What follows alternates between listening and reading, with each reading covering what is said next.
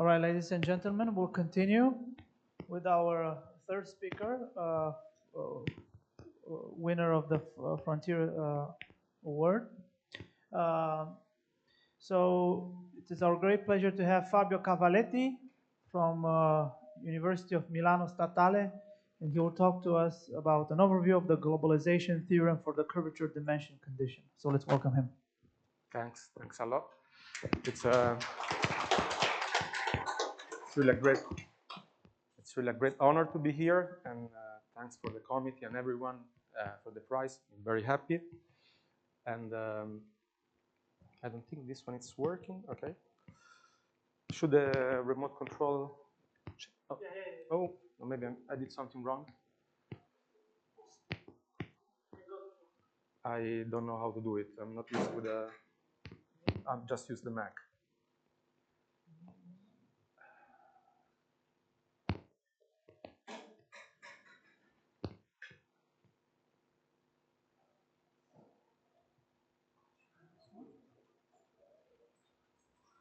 Full screen mode. Full screen. Okay, but this one is not. Ah, it worked. Oh, okay, it works. Okay, sorry. My mistake. Thanks. Okay, so yeah, so the plan of the talk is to present a general picture of the problem that we have addressed on the curvature-dimension condition. And it's a condition introduced by Lott, Villani, and Sturm on the geometry of metric measure spaces. And yeah, so we will review a little bit the theory, the definition, the problem, how we solved, and a little bit about the successive developments of the theory. So this is a joint work though, that we present with Emanuel Milman from Technion. And I think it's not working. Okay, so let's start from the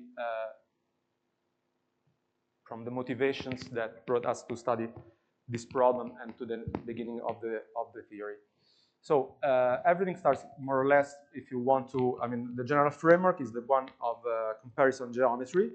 You have a manifold where you impose lower bounds on the Ricci curvature, and then you want to understand the geometric properties of this space, prove inequalities, and yeah, you have plenty of properties for a manifold having a lower bound on the Ricci curvature, and more importantly, in the 80s, there was also a definition of distance for metric spaces given by Gromov. There is convergence of induced by Gromov house of convergence.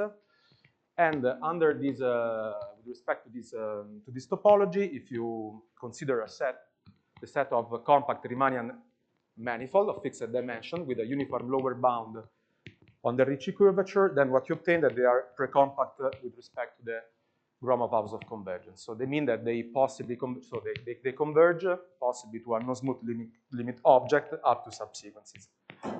So then the question became, what can you say about the compactification of the space? Meaning, if you have a limit object that is approximated by Riemannian manifold with a uniform lower bound on the Ricci curvature, what type of properties this limit space have? So this was the general question that gave birth then to this theory, because then Lott, Sturm, and Villani actually tackled the question from a different perspective. They directly started from a metric space and tried to define, to mimic the condition of having a lower bound, the Ricci curvature. So what they did, they defined in an intrinsic way, so what it means for a possibly non-smooth object, so for a metric space to have a lower bound on the Ricci curvature that will be denoted as lower bound by a constant k, and a dimension, an upper bound on the dimension that is given by this capital N. Okay. Since Ricci curvature is influence a lot volumes and lengths, it's not enough for this axiomatization to just consider a metric space, XD. But what you have to do, you have to also add an additional object to the abstract framework, and it is the one of a reference measure. So if you want to think about, you will call this one a metric measure space. So if you want the classical example of a metric measure space, what will it be? Well, X will be a Riemannian manifold. The distance will be the distance induced by the Riemannian metric by just taking the infimum on the length, and the reference measure will be the volume measure, okay?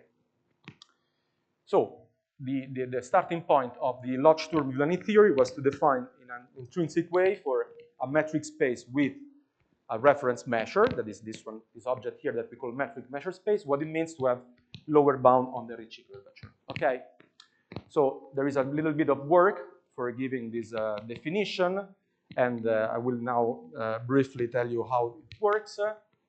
And so now you have this triple that will be a metric space that will be complete and separable, and you will have a finite measure, and that you always have to think about a kind of reference measure on your space.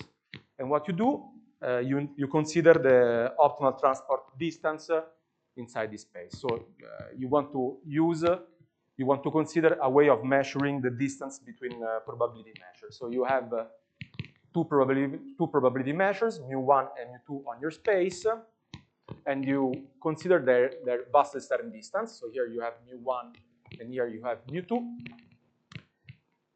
You consider the two Wasserstein distance. What it is, it's just it's the distance induced by the optimal transfer problem. What you do, you minimize this cost here. What cost this one? It's you integrate the distance squared on the product space, and here you have this strange object that it's a probability measure on the product space, moving here pi 0 should be the push forward. Let me just write it here. So the projection on the first coordinate, so pi 0 will be the push forward on the projection on the first coordinate of pi, and pi 1 will be the projection on the second coordinate of the transport plane pi, where here pi 1, it's the projection map from the product space into X, let's say pi I, associated to the couple X1, X2, you just associate Xi. So it's just a projection. It means it's just a way for saying that you are transporting the first measure to the second one in this measure theoretic sense. And what you do, you just integrate all the infinitesimal cost of doing this transportation, okay? So this is just a distance that you define on the space of probability measures on this large space, okay? And this one is just a distance that metrizes the weak convergence of measures on your space X, and additionally what you obtain that if you consider the space of probability measures over X endowed with this distance, you obtain a complete and separable metric space. So why this distance is relevant for giving this description of the Ricci curvature? The reason is that the geometry of the space can be translated into the geometry in a certain sense, in a certain weak sense, on the geometry of the space on the Wasserstein space, that is this object here. In particular, if your underlying space is a geodesic space, meaning that for each point you are able to connect X, let's say, and Y to any 2 points of your space with a minimizing curve, so a curve that minimizes the length, then the stain can be done inside the space, the Wasserstein space. So this means that if the underlying space is geodesic, also the Wasserstein space is geodesic. Moreover, the interesting part of this geodesic structure is that the geodesic of the Wasserstein space are very much related to the geodesic of the ambient space. In particular, you can describe the geodesic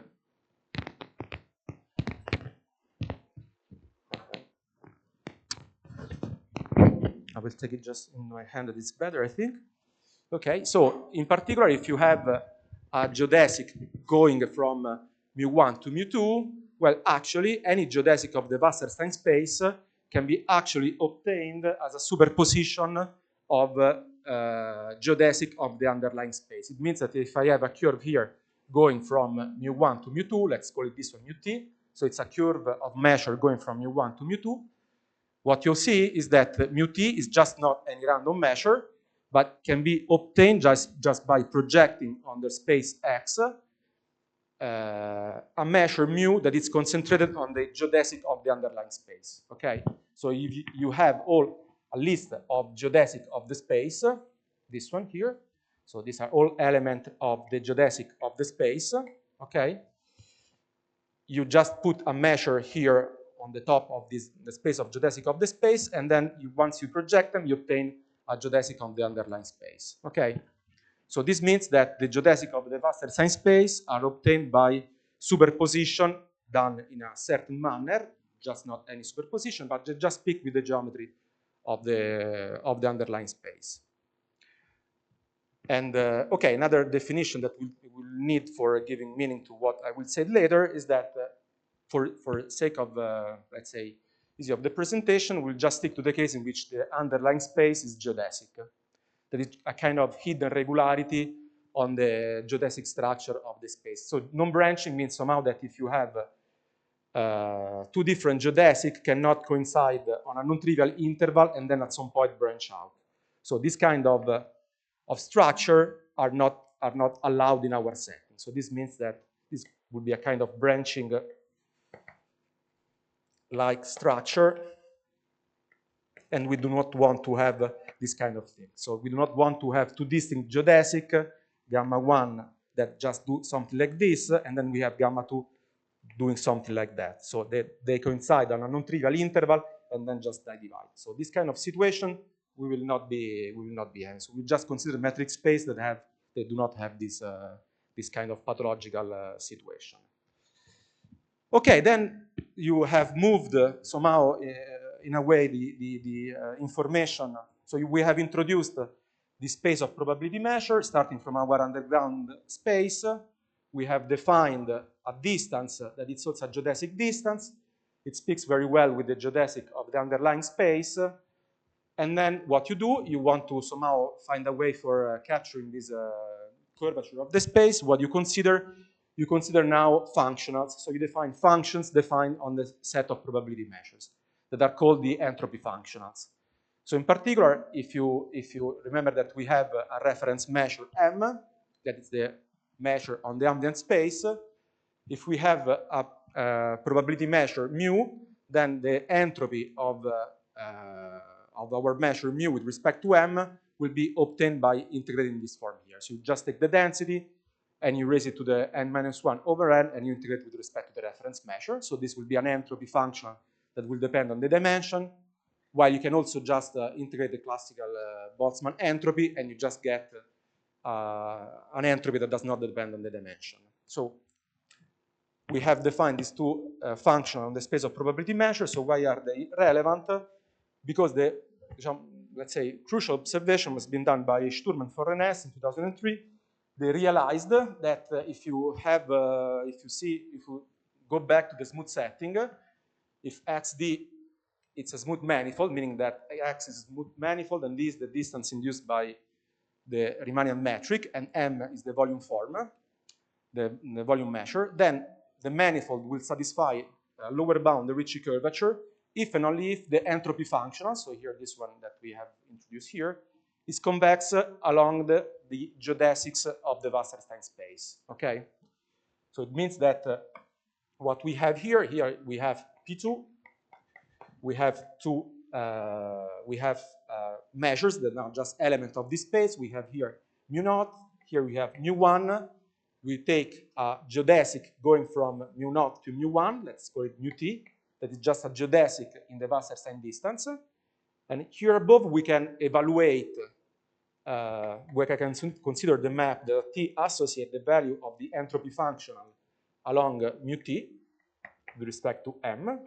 Now this is just a function defined on 0, 1 with values in R, so this is just a real number, and the convexity is perfectly well defined.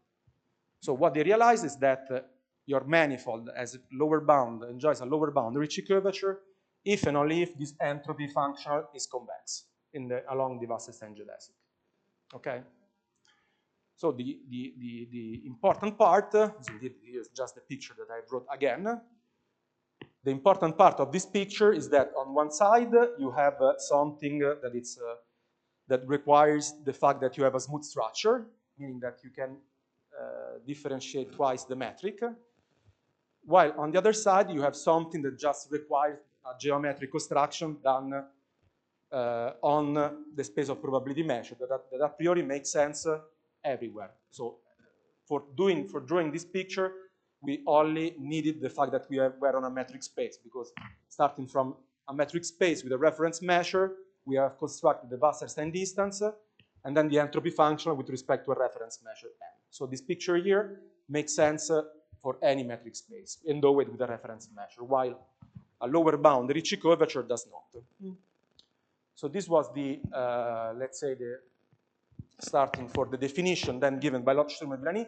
That is not so simple, because then you have to take into consideration, I mean, here, this one, in this part here, we were not considering any upper bound on the dimension. We were just saying that lower bound, the Ricci curvature, but what we want to, when we want to give a definition, we also have to consider an upper bound on the dimension. And just to consider an upper bound on the dimension, what you need is not just this entropy function a la Boltzmann, but you have to use the entropy functional that depends on the dimensions, so that this un prime. So the definition is a bit intricate, but let's say that the idea is always the same, that you have that your metric measure space satisfies this CDKN, that means a curvature dimension condition. So this K is a lower bound on the Ricci curvature, N is an upper bound on the dimension. So here the parameters K varies in R, and N it's just larger than 1. And what you request is that for any couple of probability measure, so this means just that they belong to the space of probability measures with finite second moment, but this is not relevant, that are absolutely continuous with respect to this ambient measure M, you have a Wasserstein geodesic that it's, as we said before, it's lifted on the space of probability measures on the space of geodesic, but let's say you have a Wasserstein geodesic going from mu0 to mu1, along which you have a kind of distorted concavity of this entropy function, okay? So what you ask is that un prime, so where n prime is any n larger than n, evaluated along the Wasserstein geodesic, so un prime of ut is smaller than this distorted concavity, where somehow you have to think about here that you have un prime at the starting point and un prime at the final point. So here you see you have rho naught and rho 1. So this is a distorted concavity because you have this strange coefficient here, this tau coefficient, that depends on the lower bound, the curvature, on the dimension, on the length of the curve that you are using to going from one point to the other, and to the interpolation time, this 1 minus t. So you are an interpolating time 1 minus t from 0 and time t from 1, and you compare it with the entropy function at time t. So this is the definition of Lott, Sturm, and Villani. It is completely equivalent if you check it on a Riemannian manifold to have a lower bound, the Ricci curvature, and an upper bound, the dimension. It has I mean, the main important properties that it is stable with respect to the Gromov-Hausdorff convergence. So if you have a sequence of Riemannian manifold verifying this condition, that the limit object will verify this condition here. Okay. And since this one is a condition that wants to capture local information, like the dimension and the lower bound Ricci curvature, that are not global but local, what you want to do, you want to also to give a local definition. So you will say that XDM satisfies the local curvature dimension condition if the same happens for inside any neighborhood of any point, and not globally. So for any point of the space, there will be an open neighborhood, X naught of 0, so that you can check the curvature dimension condition there inside, okay? So it means just that you have one point, just for any point, you want the existence of a neighborhood where you can check these concavity properties of the entropy function. So you just pick any probability measure here, mu0, mu1, and just check along this optimal transfer geodesic that you have concavity of the entropy functional, okay? Locally, just want to have it locally. And the reason why you also define these local conditions just because it's easier to check, and also because you you want to do it, I mean, it has to be a curvature condition, so it has to be checked locally. In the setting that to which we are restricting, the fact that this space is non-branching, the curvature dimension condition can be written in an easier form. So you just get rid of the integrals, and in the end you just reduce yourself to an inequality for the densities of these probability measures. So let me just clarify this last inequality. This means just that if I have this mu t that can be written on the form rho t times m, where this one is the reference measure, here what you have this always mu naught, here you have this rho 0 of m, here you have rho 1 of m, and this gamma t is any of the curves used by the optimal transport to move mu naught to mu 1. So you ask for a concavity property of the map that t associate the density at time t evaluated at rho t, at gamma t to the minus 1 over n, and you ask this one to be, let's say, kn concave. Just let me use this abbreviation to say this inequality here. It's a type of distorted concavity of this function here for almost every curve that you have using for doing this rapportation, because obviously here you have many. Okay. So this is a now let me clarify where this strange coefficient tau is coming from. Let me say that, okay, if we somehow we can think about of this map here that associate to any point. So if you want from going from mu naught to mu 1, what you can think about is that for any point in the starting position, the starting measure, you just go to one final point here, okay? So from x naught, you just go to x1.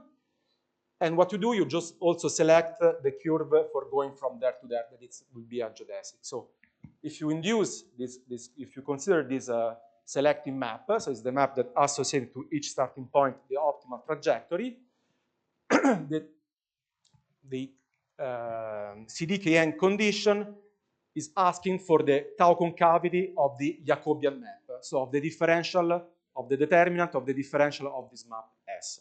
Okay, so the map that at time 0 transport at time t, you make the differential of this map, you take the Jacobian determinant, and what you are asking is indeed that the Jacobian is behaving in this form here. So it's this tau kn concave.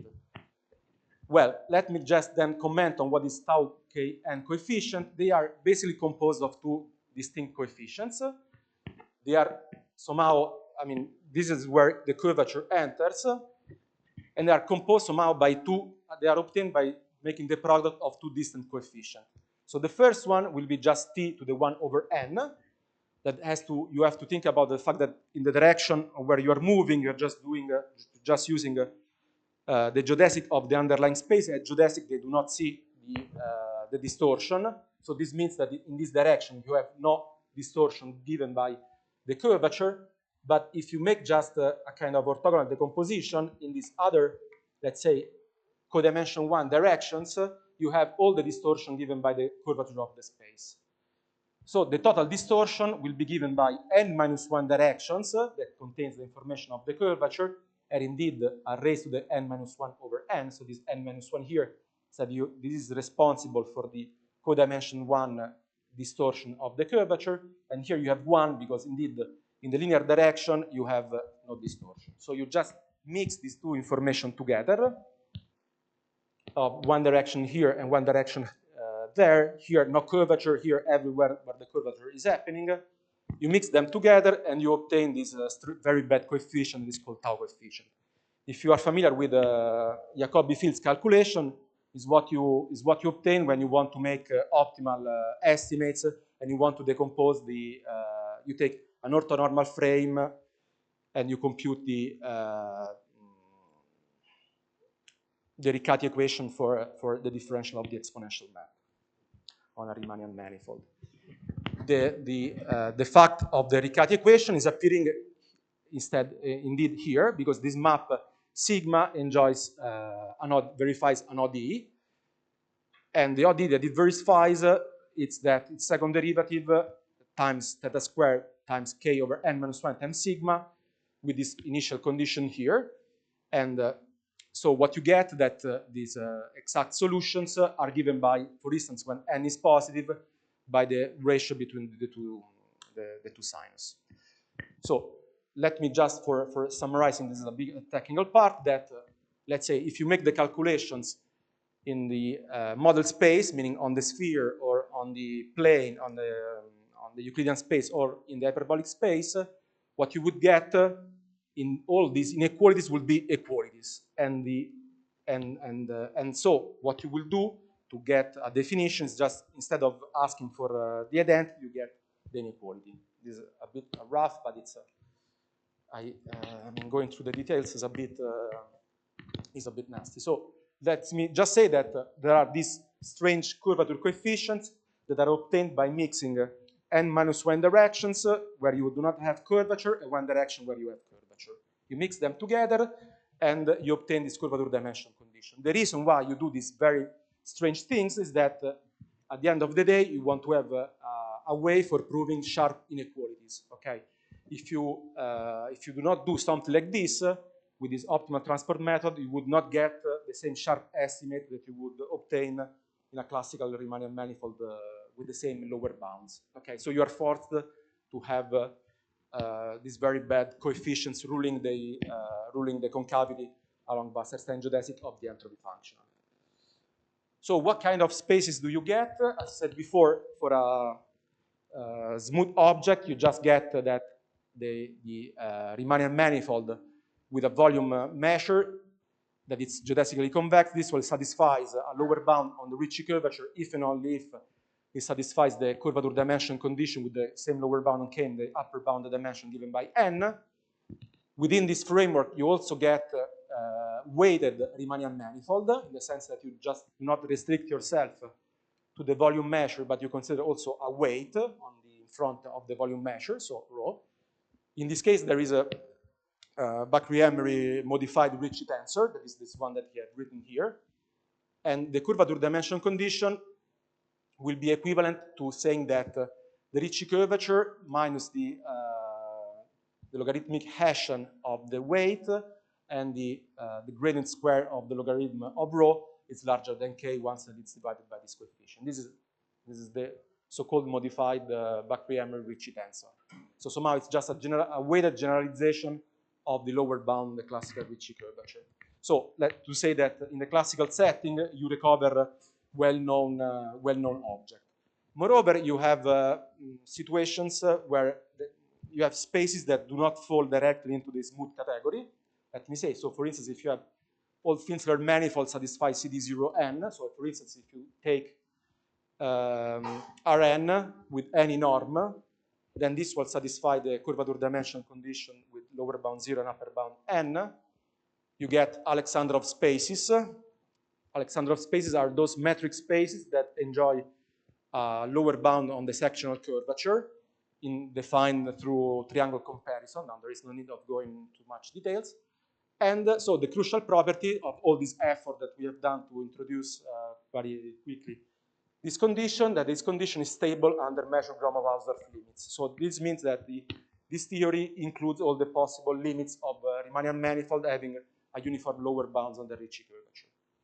And so the theory that has then developed in many different ways. So there's been, for a certain amount of years, the business of starting from this curvature dimension condition to prove geometric inequalities or functional analytic inequalities for the metric space. So there's been really a lot of people working on this field. So now it's I just listed here a few names, but I have forgotten for sure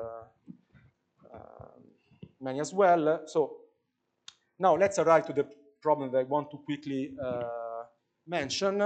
And the problem is that if we have, so the local to global problem would be to say, suppose that you are able to check this condition locally. So at each point, I have a neighborhood in which I am able to control this concavity of the entropy functional.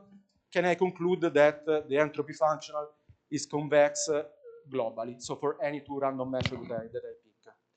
The problem said like this, it's actually true in the case in which you have no distortion of the given by the curvature. In that case, indeed, the distortion coefficient, so this regime here where the dimension is just plus infinity, or the lower bound, the Ricci curvature, is 0, then these tau coefficients, just let's say that precise regime, tau k n 1 minus t theta just becomes to be 1 minus t. So it's just the classical linear distortion coefficient. And now the question becomes a little bit trivial because you are asking, suppose that you are able to check that a function is convex locally, can you conclude that the function is convex globally? And the answer is trivially yes. So this is just the trivial situation. Actually, the question is not so trivial even if you start to remove, for instance, the non-branching condition, because you cannot just glue easily Wasserstein geodesic. So for instance, if there is this counterexample given by Tapio Rajala in 2015, let me just say that this was a question that was already, on the field since the beginning of the theory, that was around 2004. So more or less 10 years later, Tapio Rajala proved that you have a branching space, so it means that you have a lot of geodesics that branch out, that verifies this condition locally, but they do not satisfy any curvature condition globally. So this means that at least the restriction to non-branching is rather natural. And finally, in 2021, in collaboration with Emanuel Milman, we proved that this is indeed the case if you assume the space to be non-branching and if the ambient manifold has the ambient space has finite measure. This is not really an important restriction; was just technical to avoid technicalities, and indeed has been removed subsequently by Deng, by Lin. Okay, and okay, let me just go quickly to describe what is the why we took almost 15 years to fix this problem. So the problem was that, so if you start from a Riemannian manifold, you want to make optimal Jacobi field computations, you have to divide these two directions. So one is where, as I said before, when you have curvature, that has codimension 1, that is orthogonal with respect to the direction of the motion, and one where when the distortion is linear because you are moving in the direction of geodesics. You mix these two information together, you obtain a coefficient, tau, and somehow now you just have this information on the ground because you have lost all the smooth structure. So you just have this coefficient that it's obtained by mixing these two information, and then somehow you're a bit lost. Indeed, what Deng and Sturm proved in 2011 is that you can build up a function defined on the real line, so a real function, that satisfies precisely this condition here. So you just forget about the fact that these are just the Jacobian determinant induced by measure. So you just take this one as you replace this J by any function, so but by a function. So what Deng and Sturm proved that they put up a function that satisfies this inequality locally but not globally. So to say that this tau Kn concavity, it's not a property that comes from the tau coefficient, but just has to come, if true, by some geometric argument behind. So there must be a special function that, since these are the Jacobian determinant of the, let's say, of the exponential map, you have to have some extra information on the ground. Because otherwise, if you just treat this inequality without forgetting about the geometry, then this one is just cannot work. And so this is more or less the point of view that Emanuel took. So the idea was to, let me just quickly tell you what was then the idea. So somehow, then, because otherwise we will not finish in time. So then the idea was somehow to decouple these two types of information. So the problem here is that you have two distinct information that are come together and they're mixed. What you want to do is to just disentangle these two information and go back to a one-dimensional information of codimensional information. So this was the moral of the problem. And just speaking about the fact that this local to problem, I mean, on the perspective of the problem is that in the meantime, Sturm and Bakker defined, just decide to replace this tau kn coefficient, just throw away this one-dimensional direction that was doing a lot of mess, and just decide to replace just by this sigma coefficient. So you just forget about this decoupling of direction. You just take everything to go according to curvature, and you change the definition. This is what has been called reduced curvature dimension condition. It's denoted by CD star. The CD star verifies the local to global condition, and it has, let's say, it is almost equivalent to the original one. But this was anyway not really satisfactory because, as I said before, you will not getting a sharp estimate out of this weaker condition. So, but anyway, so the theory, let me just mention that developed in the direction of saying, okay, we just forget about this sharp coefficient, we just move on with these weaker coefficients. And okay, let me just skip this part here because otherwise we will not finish in time. Sorry. Let me just discuss the further development that has been after the proof of our local to global problem. So what we obtain indeed is that the way in which we have developed this let's say disentanglement of the curvature information has been by developing another distance on the space of probability measures, that it's the distance using the exponent p equal 1. Okay, so at that point raise the question of asking how special is the exponent p equal 2 in all this theory. Okay, because at the beginning we have seen just the definition of the vast Einstein distance with the exponent p equal 2. So then the question raised was if this p equal 2, that it's obviously here it's an Hilbertian flavor from the fact that you are considering a distance squared, if there is any let's say special feature of p equal 2 that makes the theory special in that case, and using the same kind of disentanglement of volume and linear distortion, we actually proved that this is not the case. So if you can define any curvature dimension condition with any p different than 2, and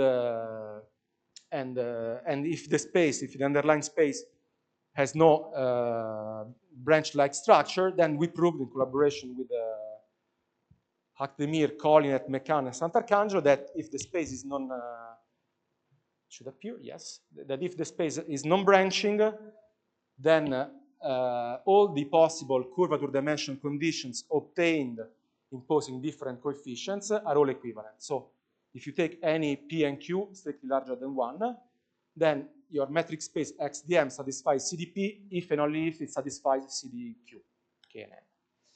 And so they are all these equivalent conditions. And again, the reason is that there is at the heart the fact that you can disentangle this linear direction of the motion where you have no curvature, and you can consider codimension 1 evolutions, and obtain using, let's say, the dimension, let's say, the exponent p equal 1 in the formulation. Then I want to mention also another direction that it's actually an open problem in the same direction, that it's inspired by a recent development of the theory, that it's the optimal transport formulation of lower bounds in the time-like direction, so in the general relativity. And there has been in the last years, let's say, last 4 years, two, let's say, approach. They're equivalent and more or less appear in the same years, one by McCann and one by Mondino and Sur. They somehow took advantage of this point of view of studying lower bounds on the Ricci curvature instead of on a metric space, instead of a Riemannian manifold on a Lorentzian manifold. So what they managed to do is to describe lower bound on the time-like direction of the Ricci curvature using the same kind of flavor. Okay, so using the same kind of description. But instead, let's say, of doing a picture like this, when you have mu0, and here you have mu1, since you are in general relativity, mu1 has to be here, has to be in the future.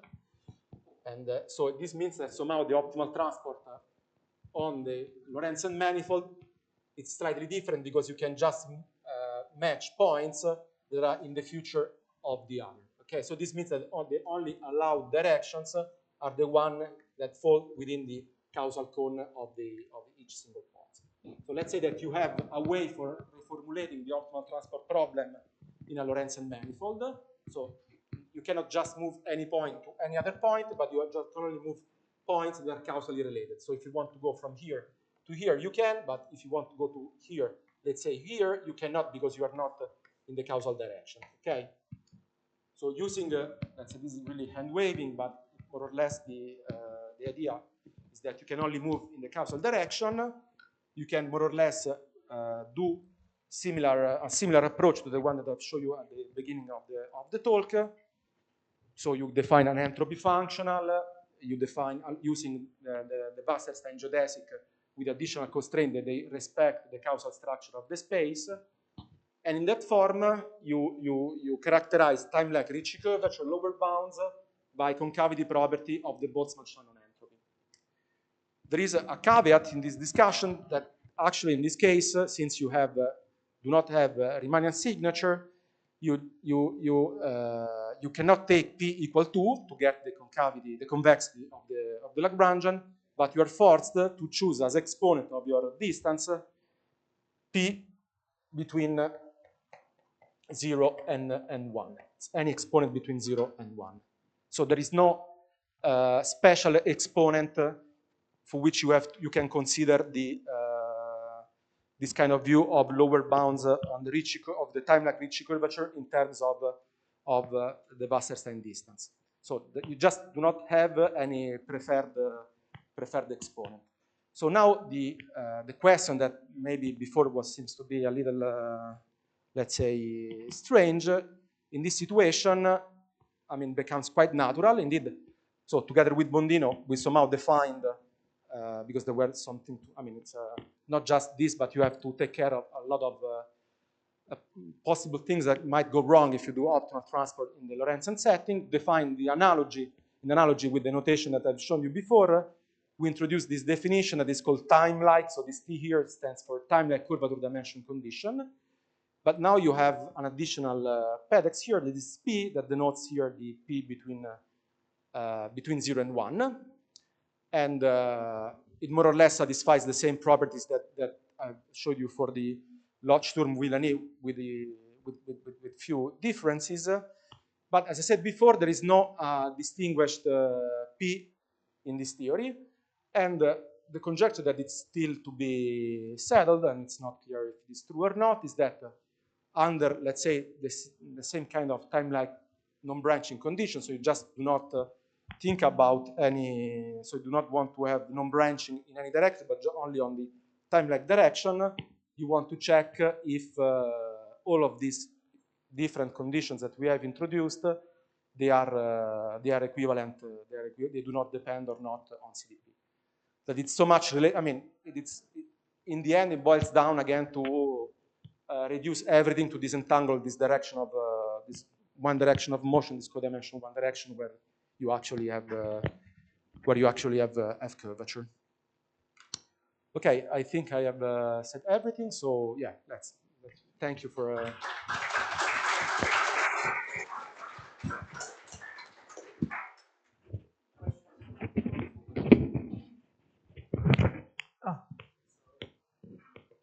So Bach DM, they also use this CP current to define, use the Bach Cohen term to define. Yes.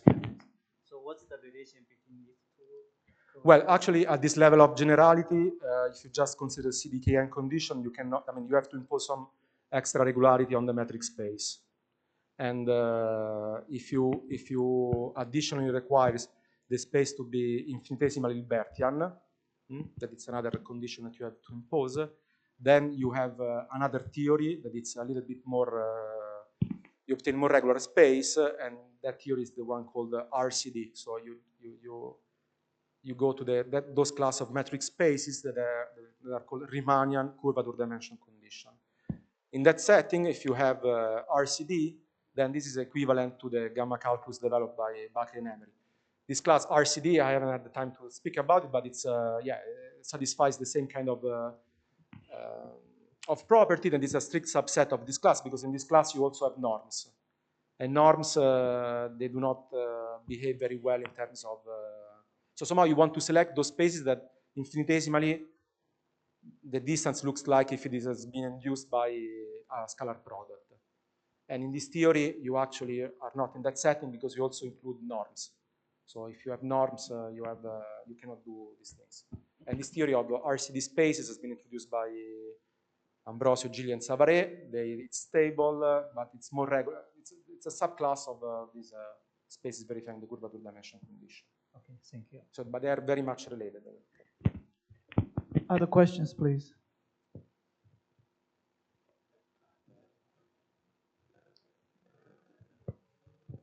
So if you don't assume non-branching condition, will the CD curvature dimension inequality depending on P? Or well, there are any examples of conjectures? Well, this is a good question. I don't know. Actually, I have no idea. It might be. Yeah, one maybe you should check the example by Rayala, that maybe in that case it could happen that, well, no, the example by Rayala did not even satisfy any CD. Yeah, anyway, if you allow for branching, you can really have, you can really cook up very strange spaces. So it's, sometimes when you make a conjecture, that just the other, you just take the wrong conjecture, so I don't know. So for instance, that the result of Rayala was not expected, so people were not expecting to have an example of a branching space where you have locally CD, but globally no. Possibly the idea was that maybe globally you have to worse a little bit the lower bound Ricci curvature, but in the end you get the same coefficient. I mean, you get the curvature dimension condition, but with a worse coefficient, or you have to, let's say, consider an upper bound dimension that is higher. Well, actually, he proved that it do not satisfy any CD for any K element. So it's a very weird, strange set. And so, yeah, I would possibly say possibly it's false, but it would be an interesting example to see. But it's not known. Can you give a little bit more detailed explanation why this local to global property can be used to show the independence of P? Well, the reason is that to prove the local to global property, so the reason is that is the technique that is behind. So it's not, it's a technical reason. So the reason is that somehow if you want to make this entanglement of this codimension one direction, and one direction, what you have to do, let's say that you have these strange measures going around, and at some point you want to analyze what is happening here close by. So what you have to do, you have to look for the direction of motion here, but as I said before, you want to consider actually not this direction, but the orthogonal directions, okay? What you know is that somehow the orthogonal direction, it lives on a level set of a Kantorovich potential. So if here is that mu naught, mu 1, mu t, this is a Wasserstein geodesic, you have a dual evolution. It's the evolution of the dual solution of the Kantorovich problem. So you associate from the, let's say, from the Wasserstein problem, you have a dual formulation that is formulated in terms of Kantorovich duality. So here you have, let's say, a Kantorovich potential mu naught. Here you have mu1. This is not really precise, but this one is, let's say, is the transform of this one. So it requires some basic knowledge of Kantorovich duality to formulate it properly. And here also you have an evolution of functions that they evolve accordingly to Hamilton-Jacobi equation. So here you will have, let's say, let's call this one phi t. And this orthogonal direction is actually a level set. It's like phi t equal to a certain constant. Okay, so this orthogonal direction lives on a level set of this function here. And what you have to do, you have to consider W1. You want to consider the distance function from this level set and formulate it, let's say you formulate W1, let's say that by doing this very specific analysis on the level set of the Kantorovich function at time t, you realize that you make this decomposition if you consider what is called a CD1 condition. So it's very technical. Let's say that you,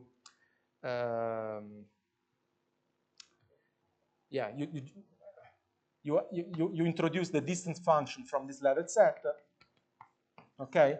And here what you do, you study the gradient flow function, the gradient flow of this distance function from this level set, okay? So you have this level set, you take the distance function from this level set, and you take the gradient flow of this function here.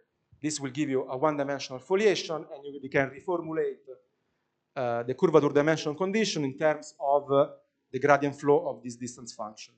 And this one, if you want, you can call it, you can rephrase it in terms of concavity of the entropy function with respect to the W1 distance. So somehow the core of the argument is showing that the classical CD is equivalent to, we have denoted by CD1. So CD is equivalent to a CD1. What CD1 is formulated in terms of regularity of the gradient flow of the distance function in a measured theoretic sense, but it's, and then you realize somehow that CDP has the same kind of equivalence to CD1. So you close the circle by saying that all of the CDP in the end, when you go back and looking at the evolution of accordingly to up flux of this Kantrovich potential, the whole boils down to analyzing the distance function of these things here in a measured theoretic sense. Because you cannot really do gradient flow here. You have to formulate this kind of gradient flow property in terms of the reference measure. So it's, thank you. You're welcome. Other questions, please. Is there an analog of being intrinsic? I don't know how to formulate it. Like invariant underconformal transformations, not isometries, local isometries. Is there any?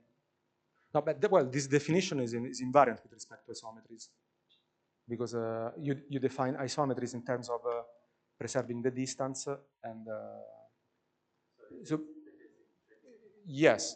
Well, you have to. They have to be isometries that also preserve the measures, because also you have metric measures, metric measure isometries. So you can define. I mean, there is a distance between metric measure spaces, and I mean, this is a definition that goes to the, let's say, there is a way for identifying metric measure spaces up to maps that preserve the distance and move one measure to the other. So I don't know if I answered your question. No. Okay. Other questions, please.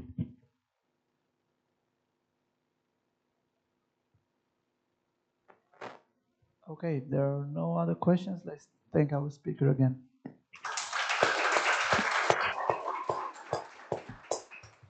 So, ladies and gentlemen, this concludes our session.